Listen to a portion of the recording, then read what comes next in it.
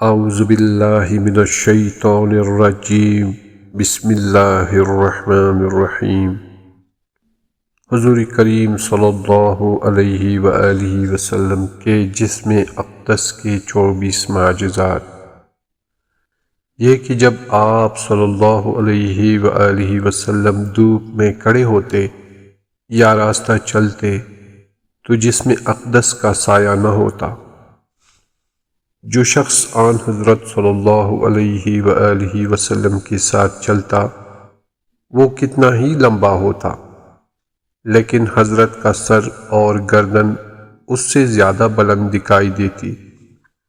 یہ کہ ابر ہمیشہ دھوپ میں آپ کے سر اقدس پر سایہ فگن رہتا تھا اور آپ کے ساتھ چلتا رہتا تھا۔ یہ کہ کوئی پرندہ آپ کے سر کے اوپر سے پرواز نہیں کرتا تھا، اور کوئی جانور مثل مکھی و مچھر وغیرہ آپ کے جسم اقدس پر نہیں بیٹھتا تھا۔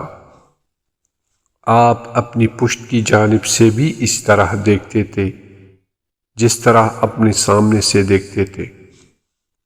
یہ کہ ہمیشہ آپ کی پیشانی مبارک سے نور ساطع رہتا اور چاند کے مانند اس معدن انوار کی جبین مبارک سے شعاع در و دیوار پر چمکتی تھی، اور جب دست مبارک بلند کرتے تو حضرت کی انگلیاں 10 شمعوں کے مانند روشنی دیتی تھی۔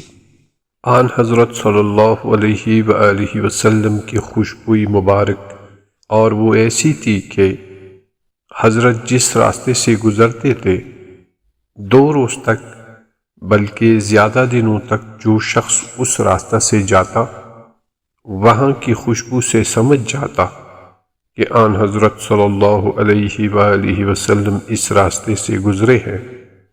حضرت کا پسینہ لوگ جمع کرتے تھے، جو بہترین خوشبودار عطر ہوتا لوگ دوسرے عطروں میں اس کو داخل و شامل کرتے تھے، اور پانی کا ڈول حضرت کے سامنے لاتے اور حضرت اس میں ایک چلو پانی منہ میں لے کر مزمزہ کر کے اس ڈول میں ڈال دیتے تو تمام پانی مشک سے زیادہ خوشبودار ہو جاتا۔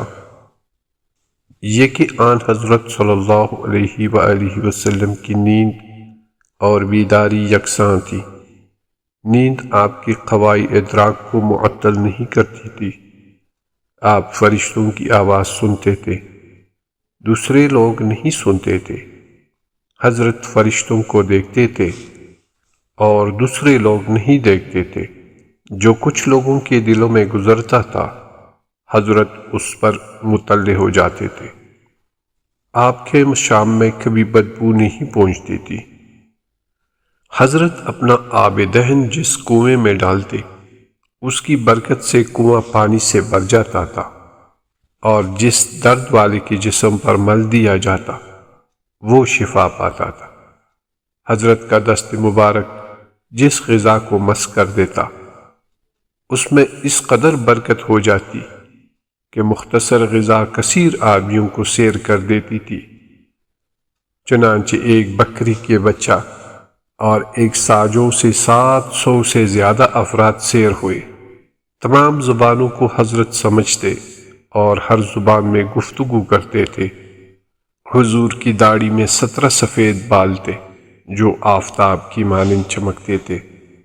حضور صلی اللہ علیہ وآلہ وسلم کی پشت مبارک پر مہر نبوت تھی جس کا نور آفتاب کے نور پر چھا جاتا تھا۔ حضرت کی مبارک انگلیوں سے پانی جاری ہوا جس سے جماعت کثیر سیراب ہوئے۔